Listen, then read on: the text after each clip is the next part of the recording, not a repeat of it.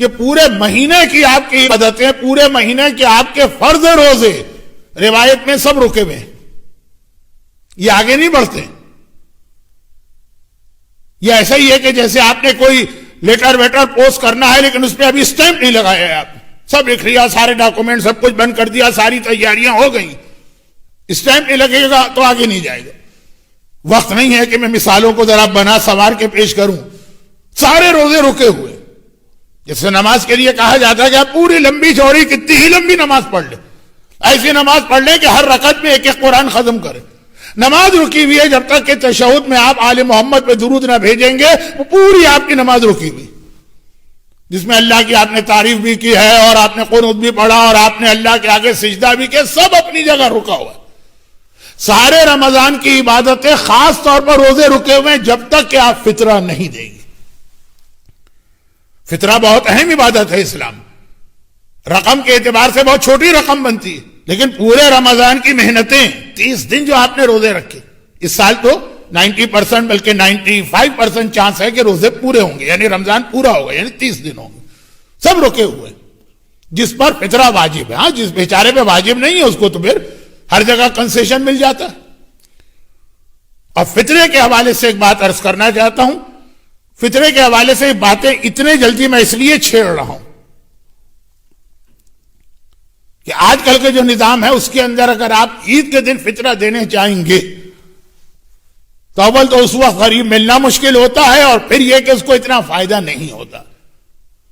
تو اب ایک مسئلہ تو یہ سن لیجئے اور سمجھ لیجئے، کم از کم آغا سیستانی کا یہی فتویٰ اور آغا خوئی مرحوم کا یہی فتویٰ، اسٹل وہ لوگ ہیں جو ابھی تک آغا خوئی کی تقلید میں باقی. بلکہ اگر یہ جملہ کہوں تو توہین نہ سمجھیے گا کہ آغا سیستانی کا یہ فتویٰ اپنے استاد آغا خوئی ہی کے فتوے کی کاپی، اور وہ یہ ہے کہ فطرہ ماہ مبارک کے رمضان میں دیا جا سکتا. دیکھیں ایک مسئلہ تو تمام مراجع کا ہے، وہ ذرا سا کمپلیکیٹڈ مسئلہ ہے. وہ یہ ہے کہ آپ رمضان میں اگر کسی غریب کی فطرے سے مدد کرنا چاہیں، لیکن اب فطرہ اصلاً فطرہ واجب ہوتا ہے عید کی رات،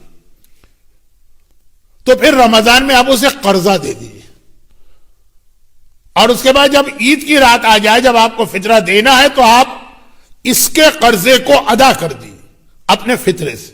قرضہ دینے والا کون؟ آپ. فطرہ دینے والا کون؟ آپ. دونوں آپ ہیں، لیکن آپ نے کہا کہ فلاں غریب کے اوپر $50 قرضہ ہے تو میں $50 میرا فطرہ نکلا، اس کا قرضہ جا کے ادا کر رہا ہوں. کس کو ادا کر رہا ہوں؟ اپنے آپ کو. لیکن ذرا ہے تو یہ تمام مراجع کے نزدیک 100% پرفیکٹ طریقہ، تھوڑا سا کمپلیکیٹڈ، بھول گئے، خیال نہ رہا، بہت ساری بات. آغا سیستانی اور مرحوم آغا خوئی کہتے ہیں کہ ڈائریکٹ فطرے کی نیت سے ہی آپ رمضان میں فطرہ دے سکتے ہیں. اچھا آپ دیکھیں مذاق اڑانے والے لوگ تو مذاق بھی اڑاتے ہیں.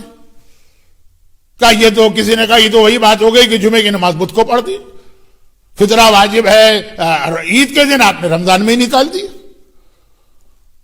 تو ایک تو وہ ہمارے یہاں طبقہ ہے نا جسے للہ بغض ہے مراجع کرام و مرجعیت سے، تو وہ تو ایک الگ بات ہے، نہ وہ میری بات سنیں گے